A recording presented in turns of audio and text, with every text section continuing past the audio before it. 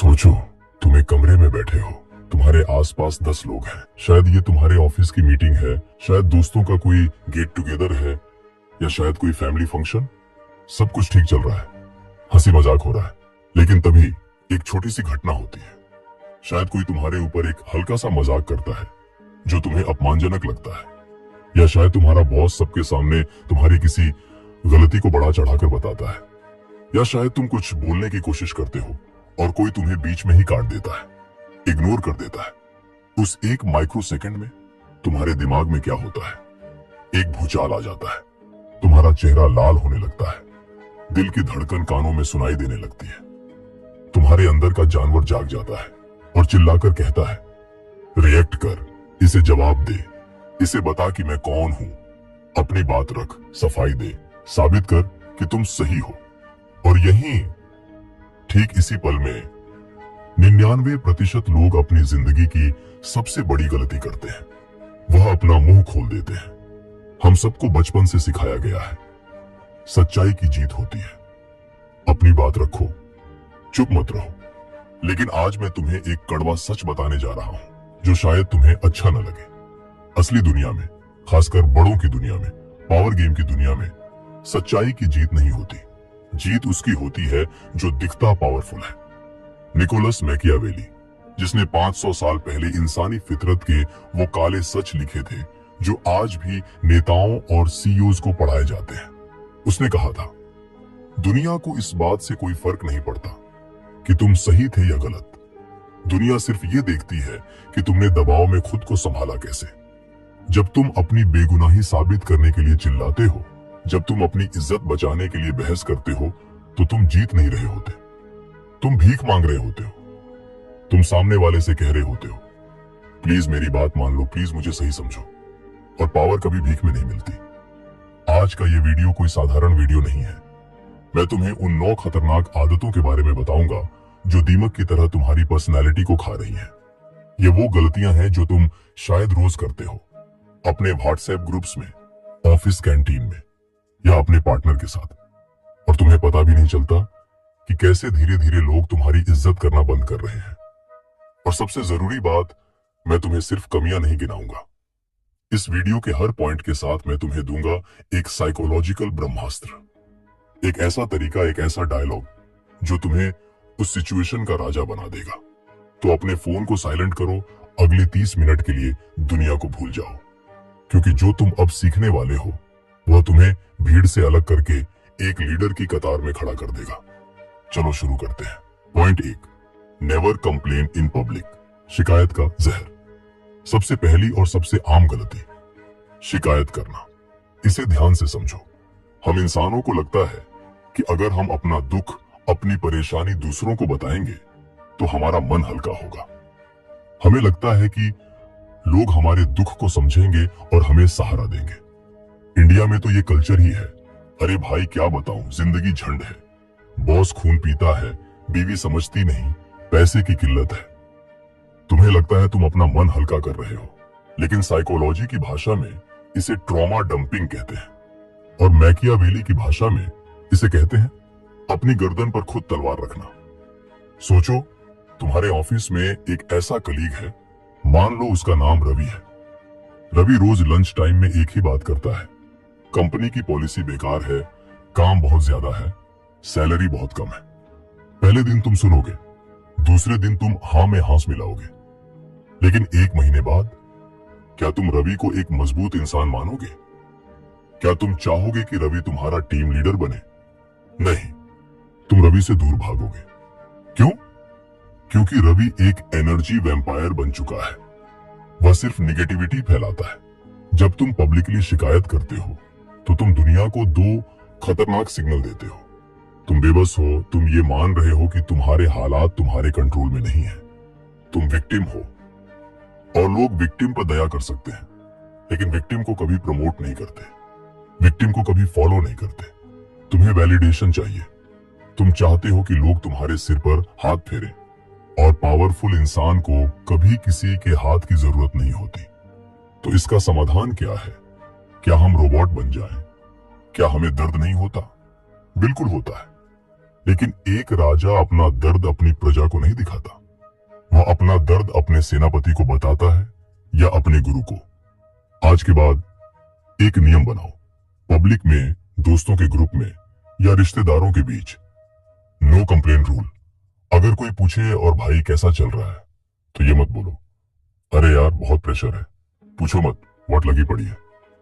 इसकी जगह बोलो बिजी हूं, चैलेंजिंग है लेकिन मजा आ रहा है, सब कंट्रोल में है।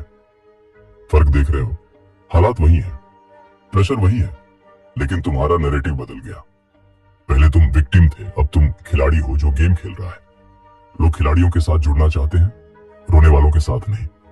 याद रखना, तुम्हारी शिकायतें तुम्हारे दुश्मनों के लिए हथियार हैं और दोस्तों के लिए सिरदर्द। इसे अपने तक रखो और काम से जवाब दो। Point 2, never reveal your insecurities. अपनी कमजोरियों की मार्केटिंग मत करो। दूसरी गलती जो हम भारतीय अक्सर हम्बल यानी विनम्र दिखने के चक्कर में करते हैं, अपनी ही बुराई करना या अपनी कमजोरियों का ढिंढोरा पीटना। तुम्हें लगता है कि अगर तुम खुद पर हंसोगे या अपनी कमी बताओगे तो लोग तुम्हें डाउन टू अर्थ समझेंगे।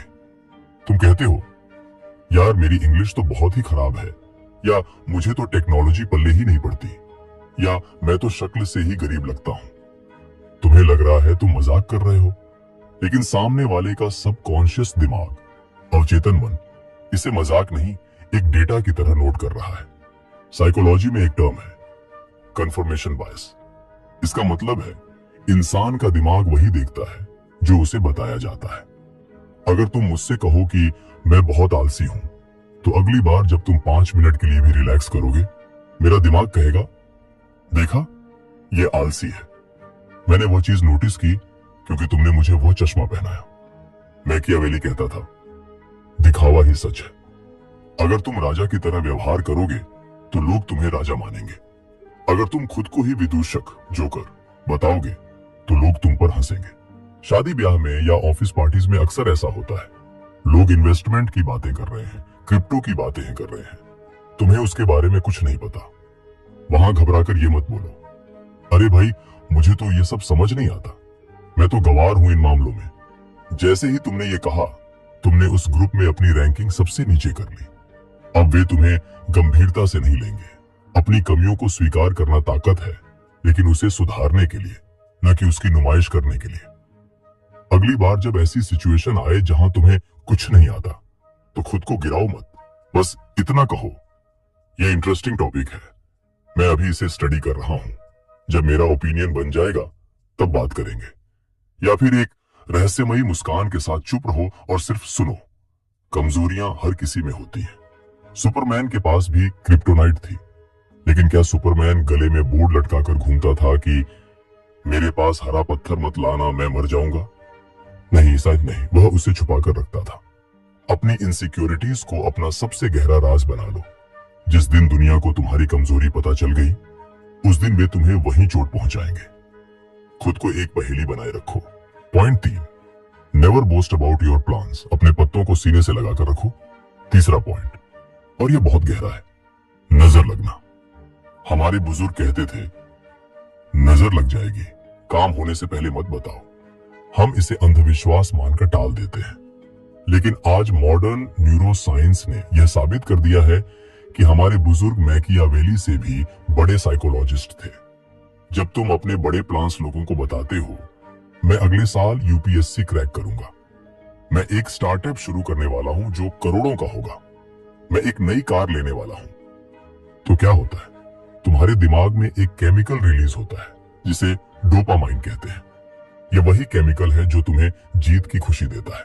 जब दोस्त कहते हैं वाह भाई क्या बात है, तो तुम्हारे दिमाग को लगता है कि तुमने वह काम कर लिया है, तुम्हें वह मजा मिल जाता है जो काम पूरा करने पर मिलना चाहिए था। नतीजा, तुम्हारे अंदर उस काम को करने की जो आग थी वह ठंडी पड़ जाती है, तुम रिलैक्स हो जाते हो। और दूसरा पहलू, समाज। मैकियावेली जानता था कि इंसान स्वभाव से ईर्ष्यालु, जेलस होता है। तुम्हारे दोस्त तुम्हारे मुंह पर खुश होंगे, लेकिन उनके दिमाग के किसी कोने में एक डर बैठ जाएगा, अगर यह सफल हो गया तो यह मुझसे आगे निकल जाएगा। अनजाने में ही सही, वे तुम्हारे रास्ते में रोड़े अटकाना शुरू कर देंगे। वे तुम्हें डिमोटिवेट करेंगे, अरे अभी मार्केट खराब है, अरे ये बहुत रिस्की है, और अगर तुम फेल हो गए तो तुम एक तमाशा बन जाओगे। बड़ी बड़ी बातें कर रहा था, कुछ नहीं हुआ। एक डार्क हॉर्स बनो, एक छुपा रुस्तम। अपनी मेहनत को इतना गुप्त रखो कि तुम्हारी परछाई को भी न पता चले कि तुम क्या कर रहे हो। जब लोग पूछें, और भाई लाइफ में क्या चल रहा है, तो एक बोरिंग जवाब दो, बस यार वही रूटीन दाल रोटी चल रही है। उन्हें मूर्ख रहने दो, उन्हें सोचने दो कि तुम कुछ खास नहीं कर रहे, और फिर 6 महीने बाद या 1 साल बाद अपने रिजल्ट से धमाका करो। सीधा अपनी नई कार में उनके सामने उतरो, या सीधा अपना अपॉइंटमेंट लेटर दिखाओ। उस वक्त जो उनके चेहरे पर झटका लगेगा, जो शौक उन्हें लगेगा, वह असली पावर है। याद रखो, गरजने वाले बादल बरसते नहीं है, बरसना है तो खामोशी से बाढ़ लाओ। Point 4, never take public sides in petty conflicts. दूसरों की लड़ाई में अपना सिर मत फोड़ो। यह गलती हम इमोशन में आकर करते हैं। ऑफिस में 2 गुट बन गए, या फैमिली में 2 रिश्तेदारों के बीच झगड़ा हो गया है, या दोस्तों में तू मैं हो गई है। दोनों पक्ष तुम्हारे पास आते हैं, भाई तू बता मैं सही हूं ना? अरे उसने मेरे साथ गलत किया, तू मेरा दोस्त है, तुझे मेरा साथ देना होगा। और तुम एक अच्छे इंसान बनने के चक्कर में जज बन जाते हो। तुम कहते हो, हाँ यार राहुल गलत है, तुम सही कह रहे हो, मुबारक हो, तुमने अभी अभी अपनी कब्र खुद खोद ली। मैकियावेली कहता था, जब 2 पड़ोसी लड़ते हैं तो समझदार राजा सिर्फ देखता है। क्यों? क्योंकि जिन 2 लोगों के झगड़े में तुम पड़े हो सकता है कल को वे दोनों समझौता कर लें, वे वापस दोस्त बन जाए। लेकिन उस दिन राहुल नहीं भूलेगा कि तुमने सबके सामने उसे गलत कहा था। जो दोस्त बन गए वे तो एक हो गए, लेकिन तुम बुरे बन गए। तुमने फोकट में बिना किसी फायदे के एक दुश्मन कमा लिया, और दूसरा वाला जिसका तुमने साथ दिया वह तुम्हारी कद्र नहीं करेगा, क्योंकि उसे लगेगा कि तुमने तो बस सच का साथ दिया। इसमें तुम्हारा क्या एहसान? नुकसान दोनों तरफ तुम्हारा है। तुमने अपनी न्यूट्रलिटी खो दी, तुमने अपनी स्वतंत्र पावर खो दी। स्विट्जरलैंड बनो।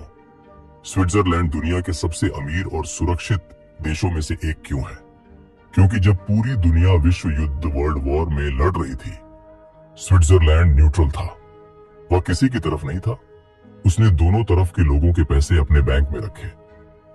अगली बार जब कोई तुम्हें अपनी लड़ाई में घसीटे तो यह जादुई लाइन बोलो, देखो यार यह तुम दोनों का निजी मामला है, मैं दोनों की इज्जत करता हूं और मुझे पूरी बात पता भी नहीं है, इसीलिए मैं इसमें कुछ नहीं बोल सकता। तुम लोग आपस में सुलझा लो, मुस्कुराओ और वहां से निकल लो। शायद उन्हें उस वक्त बुरा लगे कि तुमने साथ नहीं दिया, लेकिन बाद में वे दोनों तुम्हारी इज्जत करेंगे। वे जानेंगे कि यह आदमी किसी की चुगली नहीं करता, किसी के बहकावे में नहीं आता, ये एक सॉलिड आदमी है। Point 5, never show hunger for attention. भीख मांगना बंद करो। 5वां पॉइंट हमारे सोशल मीडिया जमाने के लिए सबसे ज्यादा जरूरी है, अटेंशन की भूख। शादी ब्याह में, पार्टियों में तुम 2 तरह के लोग देखोगे। टाइप ए, यह वह बंदा है जो पागलों की तरह कोशिश कर रहा है। वह लाउड कपड़े पहनेगा, वह जोर जोर से हंसेगा, वह हर ग्रुप में घुसने की कोशिश करेगा, वह बार बार अपनी फोटो खिंचवाएगा, वह हर बात पर अपना ओपिनियन देगा, चाहे किसी ने पूछा हो या नहीं। उसकी बॉडी लैंग्वेज चिल्ला चिल्ला कर कह रही है, प्लीज मुझे देखो, प्लीज मुझे नोटिस करो। टाइप बी, यह बंदा कोने में आराम से खड़ा है या कुर्सी पर रिलैक्स होकर बैठा है। वह शांत है, वह लोगों को देख रहा है, वह फोन में नहीं घुसा है, वह आसपास के माहौल को ऑब्जर्व कर रहा है।